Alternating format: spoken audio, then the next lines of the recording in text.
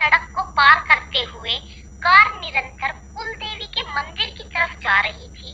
Car के पीछे पीछे ही चल रही बस में बैठी घर की महिलाएं मंगल गीत गा रही थी और हंसी ठिठोरी कर रही थी। सबके चेहरे पर रौनक देखने को बनती थी। कल ही घर के सबसे छोटे बेटे वरुण की बारात लौट कर आई है और आज सभी रिश्तेदार मिलकर कुलदेवी के मंदिर की तरफ जा रहे हैं। कार में वृंदा जी अपनी नई नवेली बहू तनु और बेटे के साथ बैठी हैं। अपने पति रामेश्वर जी से बातें किए जा रही हैं। साथ ही साथ ड्राइवर को भी हिदायत दिए जा रही है कि थोड़ा जल्दी करो, कुलदेवी के दर्शन का शुभ मुहूर्त निकला जा रहा है। कहीं ऐसा ना हो कि पट बंद हो जाए। जबकि अपनी सास और पति वरुण के बीच गज भर का घूंघट लिए बैठी तनु चुपचाप सबकी बातें सुन रही थी। एक तो जून का महीना, ऊपर से इतनी भीषण गर्मी, उस पर नहले पे दहला शादी वाला जोड़ा जो भारी लहंगा वो पहन रखा था और ओढ़नी गहने भी सारे पहना रखे थे। यह क्या कम था कि इतना लंबा घूंघट करा दिया। इसमें भी इस छोटी सी कार में एक तरफ पति बैठा हुआ है और दूसरी तरफ सास। उन दोनों के बीच में फंसी तनु इधर से उधर हिलडुल भी नहीं पा रही थी। पर इन सबसे भी ज्यादा परेशान तनु जब थी जब उसने रात की बातें सोची। उसकी आंखों में से आंसू गिर रहे थे जिसे बार बार अपने रुमाल से पोंछती जा रही थी। रह रह कर कल शाम की बातें दिमाग में घूम रही थी। जब मुंह दिखाई की रस्म होने वाली थी, कल सुबह ही तो बारात रवाना होकर घर आई थी। तब तक तो सब कुछ ठीक था। दिन में थोड़ी बहुत रस्में हुई और उसके बाद थोड़ा बहुत आराम किया। शाम को मुंह दिखाई की रस्म होने वाली थी। इसके लिए तनु बहुत अच्छे से तैयार हुई। वैसे भी नई जो दुल्हन होती है वो तो एकदम सबसे अलग तैयार होना तो उसको बनता ही है। थोड़ी देर बाद शादीशुदा ननंद मीनू ने आकर कहा, भाभी जल्दी करो, मेहमान और आसपास की सभी औरतें आ गई हैं। हाँ दीदी, बस तैयार हो गई।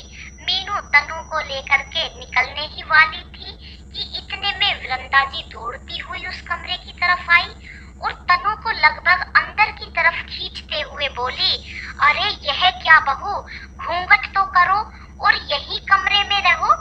पर मम्मी, अपने यहाँ तो घूंघट होता ही नहीं है ना, और कमरे में कौन सी मुंह दिखाई की रस्म होती है? मीनू ने हैरानी से पूछा। हाँ नहीं होता, लेकिन तनु घूंघट करेगी और फिलहाल आज के लिए ये इसी कमरे में रहेगी। जब तक हम कुलदेवी के दर्शन ना कराएं, तब तक ये और वरुण आपस में बात भी नहीं कर सकते। वृंदा जी ने लगभग अपना फैसला सुनाते हुए कहा। पर क्या हुआ मम्मी? मीनू ने दोबारा पूछा तो वृंदा जी ने घूर कर उसे देखा जैसे कह रही हो कि अब चुप रहे। उनकी आंखें देखकर ही मीनू चुप हो गई और तनु को वापस उसी कमरे में लाकर बिठा दिया। थोड़ी देर बाद वृंदा जी अपनी ननंद सुमोती जी के साथ कमरे में आई और आते ही सुमोती जी ने तनु से बोली, अरे बहू जरा अपने पैर तो दिखाना। उनकी बात सुनकर एक पल के लिए तो तनु को समझ ही नहीं आया कि बुआ जी क्या कहना चाह रही हैं। उसे चुप देखकर जब दोबारा बुआ जी ने कहा, अरे बहू बहरी हो गई है क्या? कह रही हूँ ना, अपने पैर दिखा, दोनों पैरों को दिखा मुझे। तनु ने लहंगा थोड़ा सा ऊपर करके अपने दोनों पैर दिखाए। पैर देखते ही समूती जी बोली, मैंने कहा था ना, देख मैंने कहा था ना तुझसे, क्या देखकर लड़की लेकर आई है तू? इसके पैरों की उंगलियां तो इसके अंगूठे से बड़ी हैं। हाय राम, जी मैंने तो बिल्कुल भी ध्यान नहीं दिया। काश ध्यान दिया होता तो इसे घर में लेकर। कहते कहते वो चुप हो गई। पर वृंदा जी इस तरीके से कह रही थी जैसे बहुत बड़ी गलती हो गई हो। तभी बुआ जी बोलने लगी, यह तो अब कलश अंदर की तरफ धकेल रही थी, तब देख लिया मैंने, नहीं तो पता नहीं क्या हो जाता। तू भी वृंदा बहू लाने के चक्कर में ऐसी बावरी हुई कि बस अपना घर बर्बाद करने में तुली हुई है। क्या कर सकती हूँ जीजी। जब मैं इसे देखने गई थी तब ठंड का मौसम था। इसने पैरों में जुराबें पहन रखी थी, इसीलिए मुझे इसके पैर दिखे नहीं और मैंने भी ध्यान नहीं दिया। अरे तो जुराब खुलवा कर देख लेती, इतनी सी भी जुबान नहीं हिली तेरी। अरे घर में कुत्ता भी लावे हैं तो उसके भी पैरों की उंगलियां देखे जाता है। जे तो तू बहू लेने गई थी, अब क्या होगा जीजी। मुझे तो बहुत डर लग रहा है। डर मत, मैं हूं ना। जब तक कुलदेवी के मंदिर में दर्शन ना कर ले तो इसका चेहरा कोई नहीं देखेगा, खासकर अपने बेटे को इससे दूर रखना। और सारे रस्मों रिवाज छोड़कर कल ही कुलदेवी के मंदिर में जाने की तैयारी कर। ठीक है जीजी, जैसा आप कहो। कहते कहते सुमति जी और वृंदा जी ने ऐसी तीखी नजरों से तनु को देखा जैसे पता नहीं तनु के साथ इस घर में क्या बवंडर आ गया हो। उसके बाद दोनों कमरे के बाहर निकल गई। दोनों की बात सुनकर तनु की आंखों से आंसू ही निकल आए। क्या एक बहू और कुत्ते में कोई फर्क नहीं होता? रात को भी मीनू आकर ही खाना दे गई थी।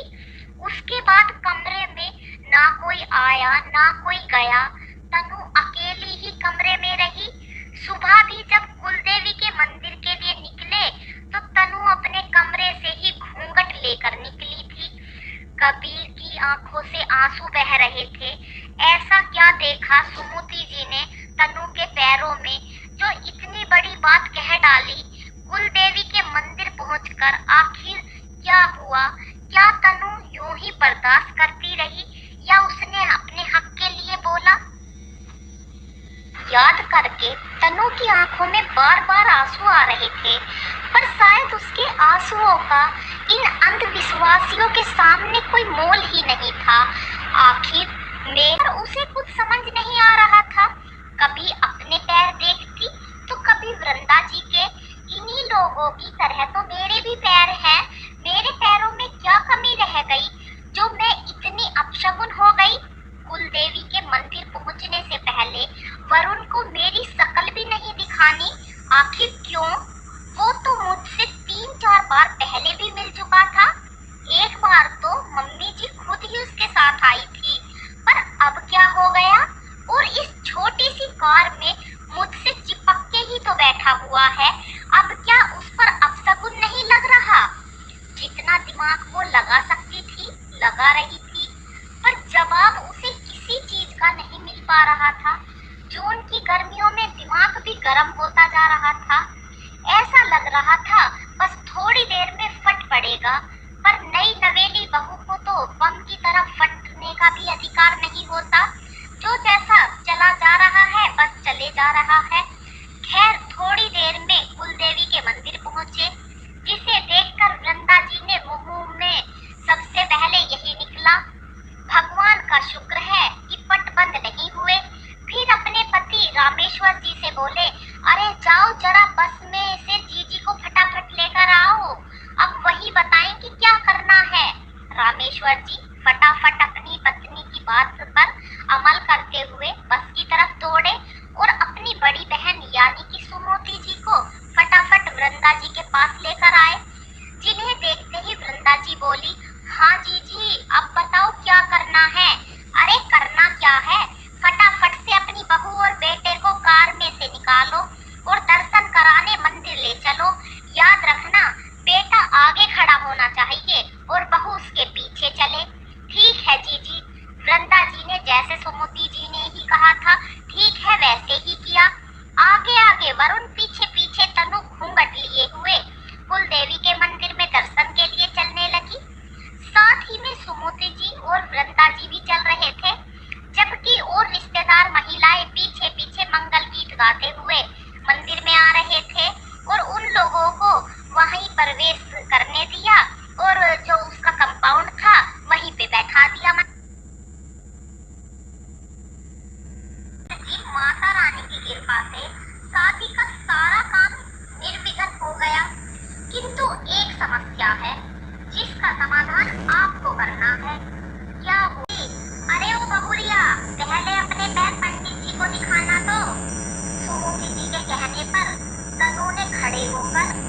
पैर पड़ने